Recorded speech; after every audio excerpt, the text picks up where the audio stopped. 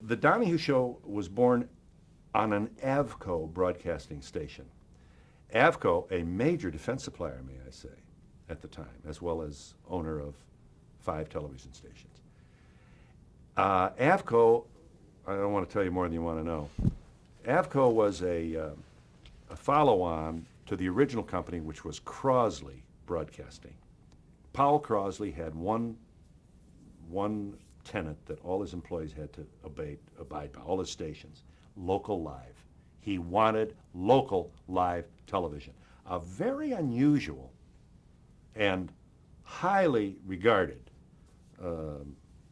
idea of his, because it was much cheaper to run reruns of I Love Lucy than it is to do your own television program, and he did. Often the live show would get less ratings than the rerun of I Love Lucy. So it was hard to. Most stations didn't want to do local live. Crosley insisted on it. The man who was doing the local live show in Dayton went to Hollywood to follow his own dreams, and that left Channel 2 in Dayton, Avco, Powell, Crosley, then Avco, with an hour to fill, and that's when they came courting. They came over to me. So I followed a show that was piano, song, you got to wave, you sat in the audience, you hold up a sign, saying hello to your kids, or whatever you did. You won prizes. And when I took over this show, they had the tickets out for the audience. So they let the audience come in and watch me interview Madeline Murray O'Hare. And I realized during the commercials that these people in the audience were asking better questions than I was. So about the 3rd or 4th show, I honestly forget which one, I jumped out of the thing and went out of the audience and it saved us. There would have been no Donahue Show without that studio audience. We put the cameras behind the audience and moved the audience up close. First time that had ever been done. Audiences had generally been regarded as nuisances by local television stations. This would be a nice place to work if we didn't have to have these people coming in here all the time. They have ropes, they have to stand behind the ropes, people get officious, I've seen it a million times. The last thing you want, and the airwaves belong to the people. Our radical idea was called democracy.